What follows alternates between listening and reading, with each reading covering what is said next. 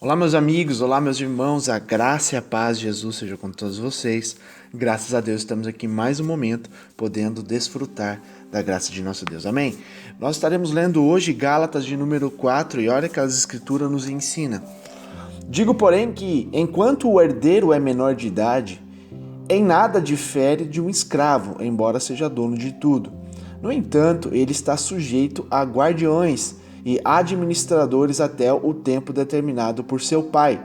Assim também nós, quando éramos menores, estávamos escravizados aos princípios elementares do mundo.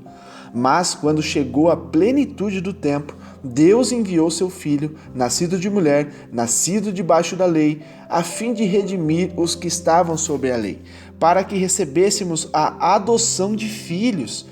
E porque vocês são filhos, Deus enviou o Espírito de seu Filho aos seus corações, o qual clama, Abba, Pai, que significa papaizinho.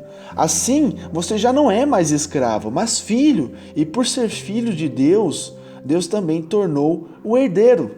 Antes, quando vocês não conheciam a Deus, eram escravos daqueles que, por natureza, não são deuses. Mas agora, conhecendo a Deus, ou melhor, sendo por Ele conhecidos, como é que estão voltando àqueles mesmos princípios elementares, fracos e sem poder? Querem ser escravizados por eles outra vez? Vocês estão observando dias especiais, meses, ocasiões específicas e anos? Temo que os meus esforços por vocês tenham sido inúteis. Eu lhes suplico, irmãos, que se tornem como eu, pois eu me tornei como vocês. Em nada vocês me ofenderam. Como sabem, foi por causa de uma doença que lhes preguei o evangelho pela primeira vez. Embora a minha doença lhes tenha sido uma provação, vocês não me trataram com desprezo ou desdém. Pelo contrário, receberam-me como se eu fosse um anjo de Deus, como o próprio Cristo Jesus. O que aconteceu com a alegria de vocês? Eu tenho a certeza que, se fosse possível, vocês teriam arrancado os próprios olhos para dá-los a mim. Tornei-me inimigo de vocês por lhe dizer a verdade? O que fazem tanto esforço para agradá-los? Não agem bem, mas querem isolá-los a fim de que vocês também mostrem zelo por eles. É bom sempre ser zeloso pelo bem, e não apenas quando estou presente. Meus filhos, novamente estou sofrendo dores de parto por sua causa, até que Cristo seja formado em vocês. Eu gostaria de estar com vocês agora e mudar o meu tom de voz, pois estou perplexo quanto a vocês. Digam-me vocês, os que querem estar debaixo da lei, acaso vocês não ouvem a lei? Pois está escrito que Abraão teve 2 filhos, um da escrava e outro da livre. O filho da escrava nasceu de modo natural, mas o filho da livre nasceu mediante uma promessa. Isso é usado aqui como uma ilustração. Essas mulheres representam 2 alianças. Uma aliança procede do Monte Sinai e gera filhos para a escravidão. Esta é Agar. Agar representa o Monte Sinai, na Arábia, e corresponde à atual cidade de Jerusalém, que está escravizada com seus filhos. Mas a Jerusalém do alto é livre, e essa é a nossa mãe, pois está escrito: regozijai-se, e ó estéril, você que nunca teve um filho, grite de alegria, você que nunca esteve em trabalho de parto, porque mais são os filhos da mulher abandonada do que os daquela que tem marido.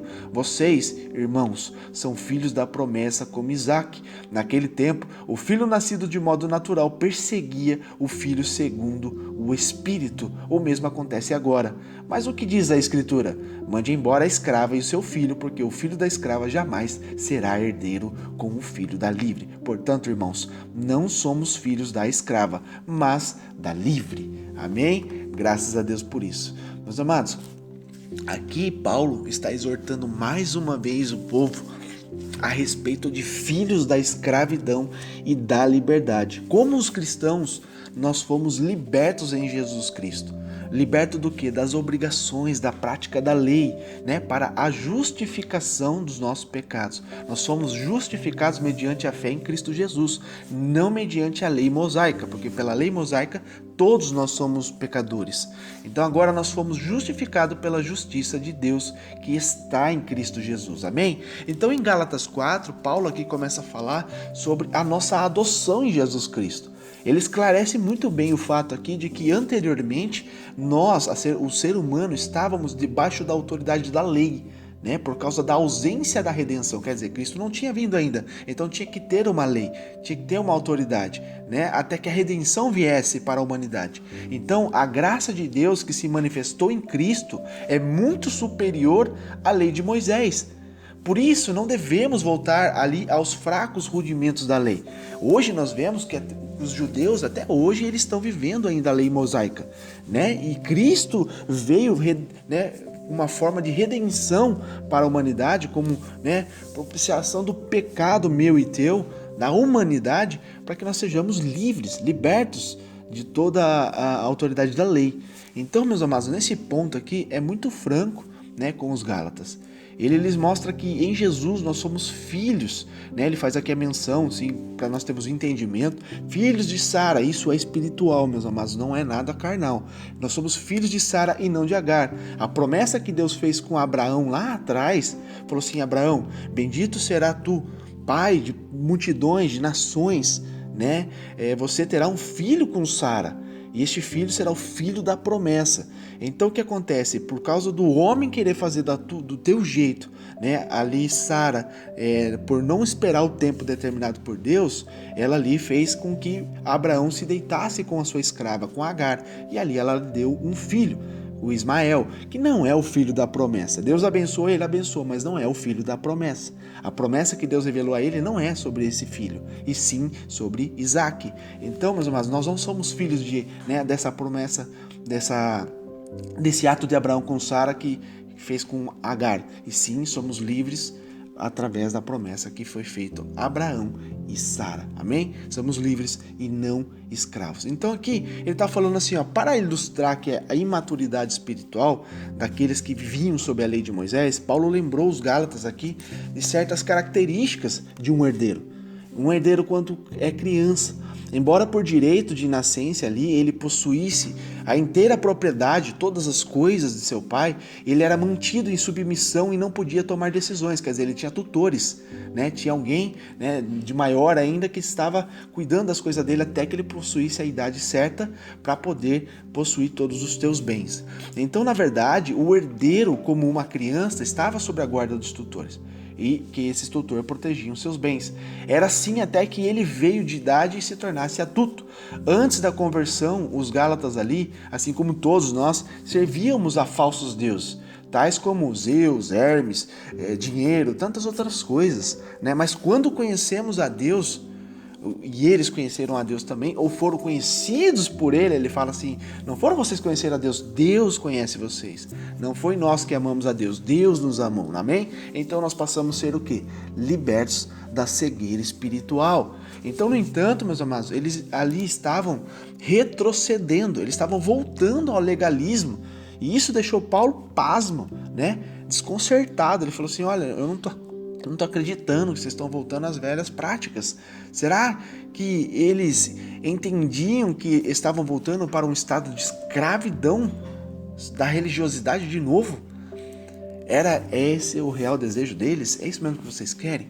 Então, mesmo enfrentando as fraquezas do seu corpo, Paulo continuava a servir os Gálatas com excelência.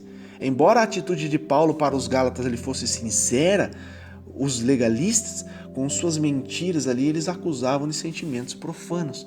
Então, enquanto Paulo falava a verdade, né, o apóstolo falou a verdade, os judaizantes ali mentiam descaradamente. Eles queriam alienar, impedir os Gálatas de ouvir e receber a verdade ministrada por Paulo e seus companheiros. E profundamente inspirado, o apóstolo aqui apresenta uma ilustração das Escrituras para concluir a sua defesa teológica da justificação pela fé. Ele menciona o Antigo Testamento e a história da vida de Abraão para fazer um contraste aqui entre o patriarca e Moisés, a lei e a graça, as obras e a fé. Amém? Meus amados, é mediante a fé que nós somos justificados e salvos, e não por obras, e não pela lei. Amém? Então, que Deus te abençoe com essa palavra. Eu creio que você teve entendimento, que Deus possa nos iluminar cada dia mais para que nós sejamos sempre instruídos pelo Espírito Santo de Deus. Que Deus te abençoe.